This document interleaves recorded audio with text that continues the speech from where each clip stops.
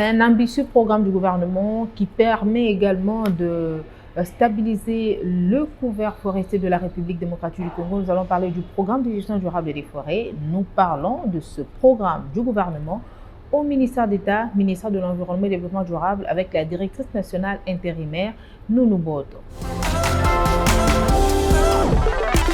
Madame Nounou, bienvenue. Merci. Il est vrai que nous sommes dans vos locaux, mais pour parler environnement, pour parler de la forêt, pour parler du projet de gestion durable des forêts. Alors, selon vous, quelle définition additionnelle attribuez-vous à ce projet?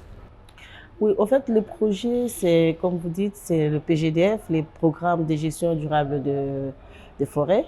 Et c'est un projet qui a pour but de contribuer à l'amélioration de la gouvernance du secteur forêt et avec la mise en place des mécanismes de collaboration et de coordination intersectorielle pour améliorer la contribution des parties prenantes dans ces secteurs forêts. Dans ce secteur forêt, alors on peut savoir sur quoi est-ce qu'il repose, parce que vous parlez de la gouvernance. Pour l'instant, d'abord, comment se présente cette gouvernance forestière de la RDC? Pour l'instant, dans le cadre du PGDF, dans le cadre de la gouvernance, nous avons accompagné le gouvernement à revoir la composition et le fonctionnement du Conseil consultatif national des forêts. Et c'est ce conseil qui a mandat d'adopter et de valider tout ce qui a trait à la politique forestière et ainsi que d'autres mécanismes de gouvernance. Donc, pour le moment, le conseil consultatif a été révisé et le conseil s'est réuni déjà une fois avec l'appui du PGDF. Et cette année, le conseil va se réunir au mois de septembre et nous comptons encore appuyer les conseils au niveau des provinces avec les conseils consultatifs provinciaux. Ok. Mais alors, s'il faut parler des conseils consultatifs provinciaux, est-ce que c'est les 26 provinces ou seulement dans les provinces forestières de la RDC? Normalement, les conseils consultatifs provinciaux, dans les conseils au niveau des provinces, normalement, ça devait être dans toutes les provinces. Pour le moment, les conseils qui sont vraiment actifs et qui sont déjà mis en place au niveau des provinces, il y en a pour le moment presque 8. Et dans le cadre du PGDF, comme nous travaillons avec 5 provinces, donc nous allons appuyer l'opérationnalisation des conseils provinciaux au niveau des 5 provinces du PGDF. Alors, vous appuyez cette opérationnalisation. Est-ce qu'on peut savoir ce que ça vous coûte, vous, PGDF, en termes d'appui? Pour appuyer le conseil, normalement, les conseils, ce sont des réunions, ce sont peut-être à mettre à leur disposition des juristes pour les aider à certains documents de gouvernance de leur structure et aussi permettre au conseil consultatif à effectuer certaines missions dans la mesure du possible. Et c'est quoi ces missions principales? Bon, les missions principales les missions principales de conseil consultatif provincial, en fait, c'est un tout petit peu comme le conseil consultatif national au niveau national et le provincial, c'est au niveau provincial. Aussi, pour qu'ils prennent certaines décisions sur le plan de la gouvernance, ils ont aussi besoin d'effectuer des missions sur terrain en cas de problème. Et s'il y a des cas qui demandent vraiment qu'il y ait l'œil du conseil consultatif ou encore une décision ou une position venant du conseil consultatif provincial, donc ils auront besoin d'effectuer des missions sur terrain et ces missions-là peuvent être appuyées par le PGDF. Mais pour le moment, pour cette année, le PGDF a prévu d'abord d'appuyer leur opérationnalisation par l'organisation de leurs réunions parce que ils ne peuvent pas aller sur le terrain sans qu'ils se réunissent pour qu'ils sachent qu'est-ce qu'ils vont faire. Donc, ils doivent planifier. Alors, ces conseils consultatifs ne se sont pas réunis depuis. Et cette année, le PGDF a mis dans son programme l'appui aux réunions des 5 conseils provinciaux. On peut comprendre que ces conseils consultatifs sont aussi des structures importantes qui vous accompagnent dans l'amélioration de la gouvernance forestière. Exactement. On va passer à la première rubrique, éco-découverte. Éco-découverte.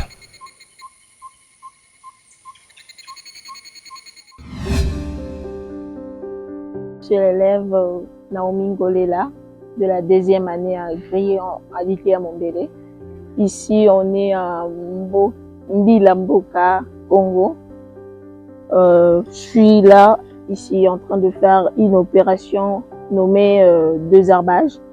Le désherbage est une opération qui consiste à enlever toutes les mauvaises herbes qui sont près de nos arbres ici, qui sont préparées pour être en maturité. De mauvaises herbes a aussi des inconvénients à rester ici parce que ça risque de détruire la croissance de nos arbres qu'on a plantés ici. Donc c'est pourquoi je suis en train d'enlever ça. Donc une fois qu'on va les enlever ici, on va le mettre dans un sachet pour être jeté ou mis quelque part dans une compostière.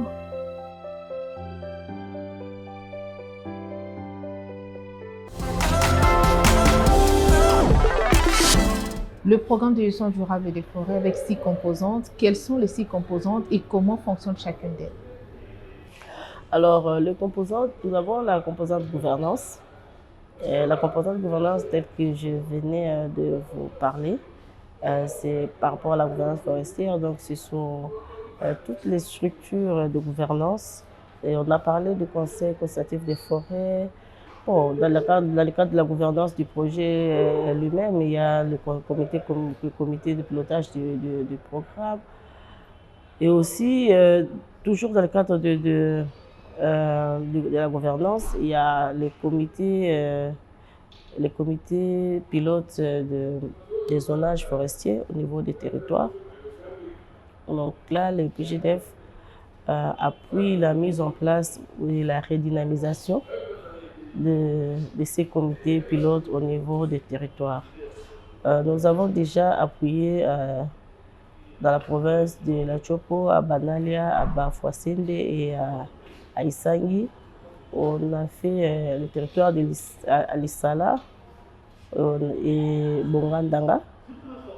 Alors là, nous sommes en train de nous préparer pour amorcer la province de l'Équateur et la province de Maïndombe, et ainsi de suite. Nous allons continuer pour le 29 territoire des provinces BGDF.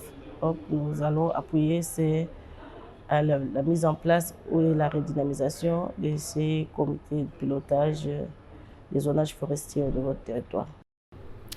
Et est-ce que vous pouvez nous dire pour l'instant comment fonctionnent ces COPI, les comités de pilotage, et qui sont membres du comité de pilotage? Bon, le comité de pilotage est composé de membres venant des ministères sectoriels et aussi de certaines directions du MED, donc du ministère de l'Environnement et du Développement durable. Son Excellence Madame Mineta est la présidente du comité de pilotage et le secrétaire général et le vice-président. Là, dedans, nous avons des directions comme DGFOR, DGF,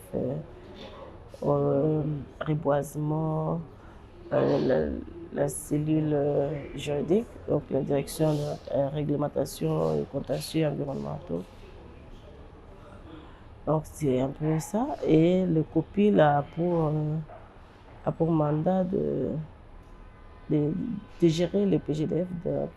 C'est l'organe de gouvernance du PGDF. C'est au COPIL qu'on adopte notre programme annuel. C'est le COPIL qui oriente aussi nos activités, notre programme. Et aussi le COPIL vient avec des recommandations sur l'avancement et tout ce qui peut être comme changement dans le programme pour son bon fonctionnement. Alors, nous savons que pour l'instant, la République démocratique du Congo n'a pas encore sa politique forestière. Nous sommes en voie d'élaboration de cette politique forestière. Alors, quel est le rôle que joue le PGDF pour l'instant dans ce processus-là d'élaboration de la politique forestière nationale Congo? Oui, en fait, la politique forestière, ça fait partie de la composante politique et réglementation du PGDF. Et dans le cadre de cette politique, le PGDF accompagne les ministères de l'Environnement et du Développement durable, donc des structures du ministère qui travaillent. Déjà, l'année dernière, on a accompagné le ministère avec l'élaboration d'une feuille de route. Une feuille de route pour l'élaboration de la politique nationale et de la politique forestière nationale. Et cette feuille de route avait été présentée en octobre dernier au Conseil consultatif national des forêts et qui avait émis des observations. Et après, la feuille de route avait été revue. Et cette feuille de route avait quand même défini quelques étapes. Et ces étapes, maintenant, ils sont en train d'être suivies. Et dernièrement, il y a eu 4 groupes de travail qui ont travaillé sur la préparation des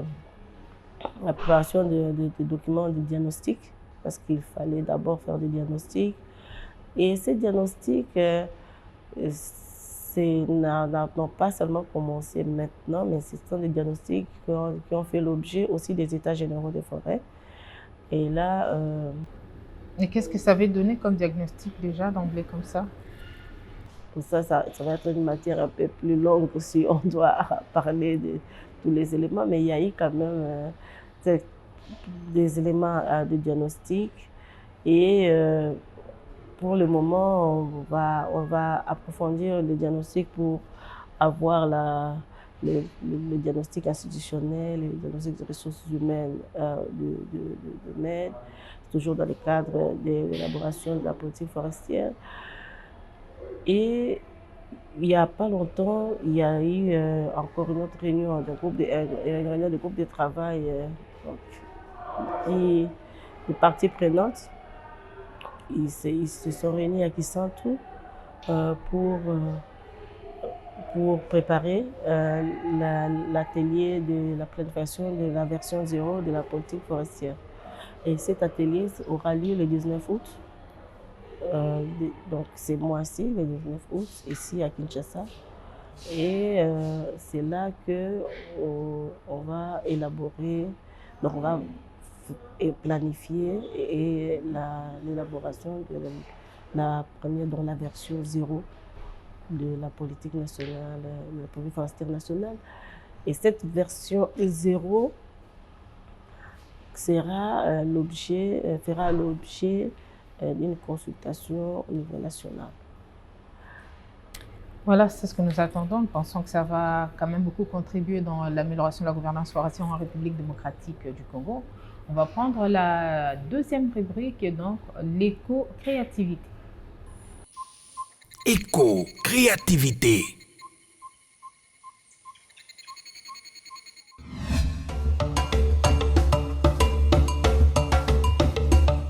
Deuxième pays le plus vaste après l'Algérie, la République démocratique du Congo est non seulement un pays dense, mais aussi une image imposante sur la carte du continent africain. Avec une énorme biodiversité et des paysages à perte de vue, le pays est un véritable paradis terrestre.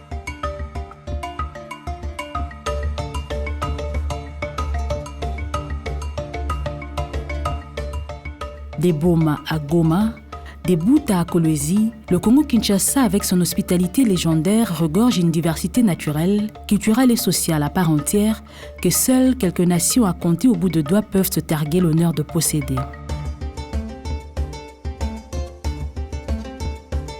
Plusieurs de ces vestiges sont même classés patrimoine mondial de l'humanité par l'UNESCO. Nos œuvres d'art donnent de la valeur à la ville de Kisangani. Vous devez visiter les chutes de Wagenya, symbole de la ville. Vous devez expérimenter cette œuvre qui est reconnue dans le monde entier.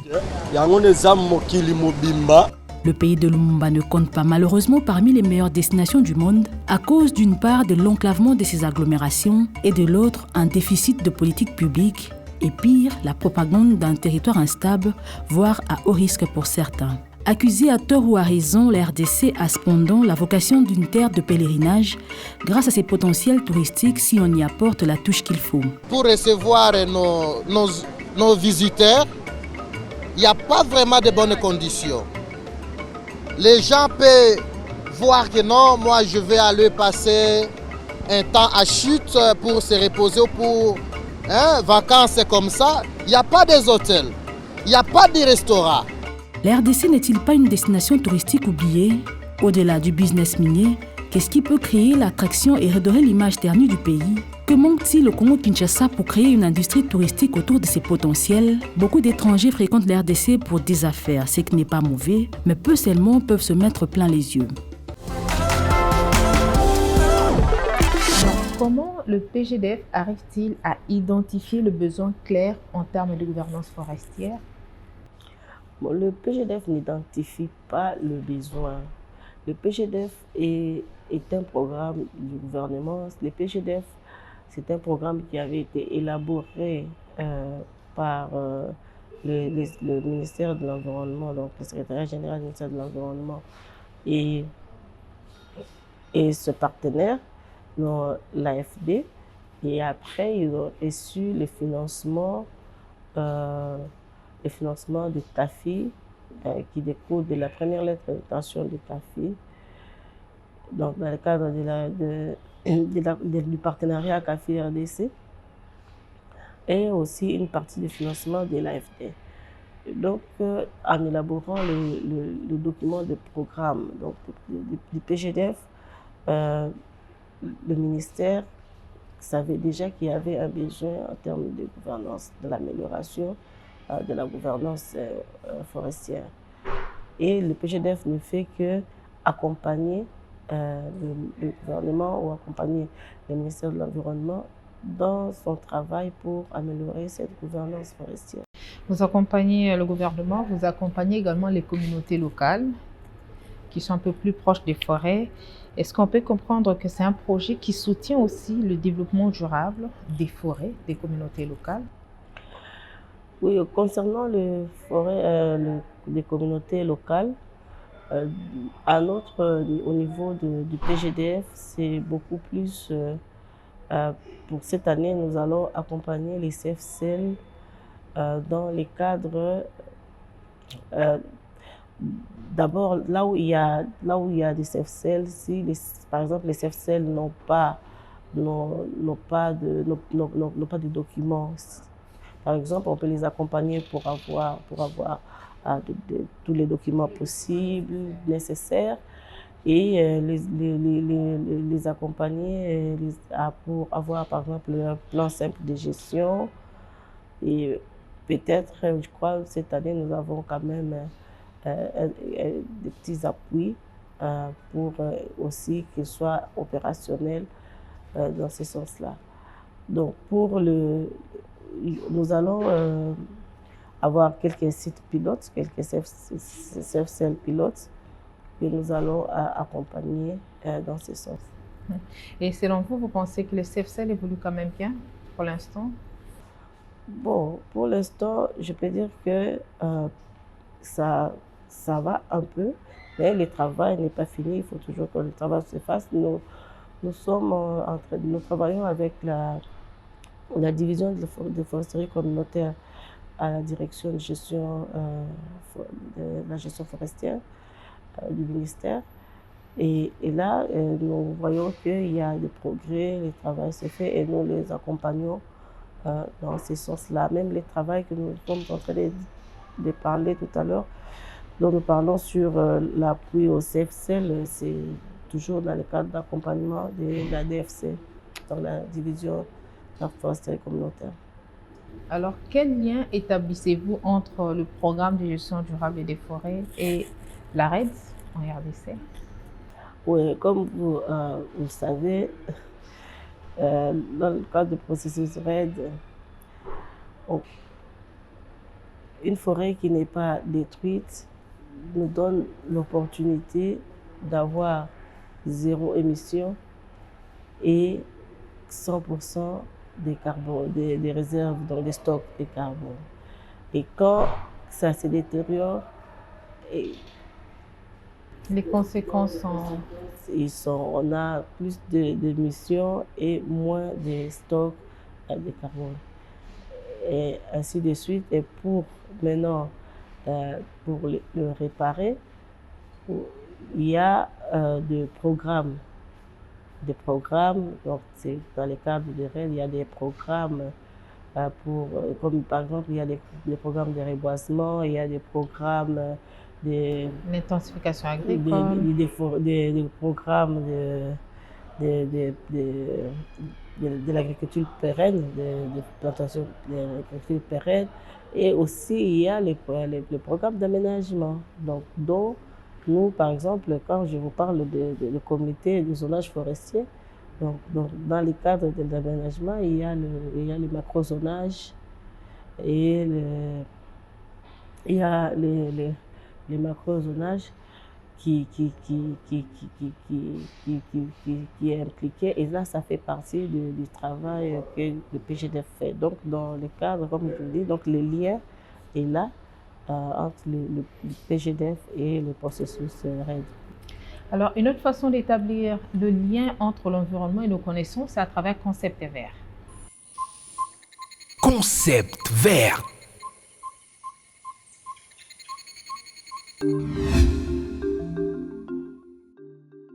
La réserve naturelle, portion des territoires délimités et protégés juridiquement, de façon à préserver certaines espèces menacées de disparition.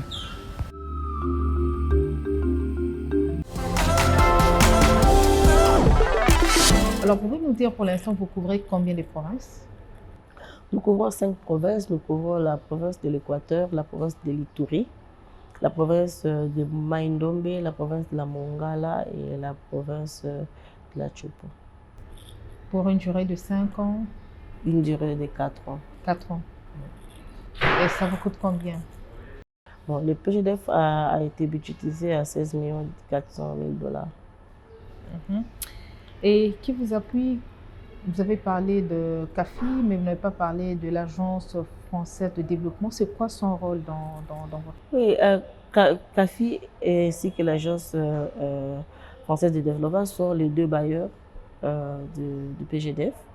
Donc, dans le cadre de CAFI, le CAFI appuie à la hauteur de 12 millions et l'AFD appuie à la hauteur de 4 millions. Donc, et c'est l'AFD aussi qui a le mandat comme agence d'exécution de gérer le fonds CAFI qui est octroyé au PGDF. La République démocratique du Congo, aujourd'hui, se présente comme étant un pays solution face à la crise climatique, mais c'est aussi un pays continent. Donc, on va aussi comprendre que les défis sont nombreux en termes de gouvernance forestière. Bien sûr. Et même le PGDF, pour le moment, le PGDF est vraiment un projet pilote dans le cadre de gestion durable des forêts. Donc, sûrement qu'avec le temps, au fur du temps, on va évaluer et voir quels sont les besoins.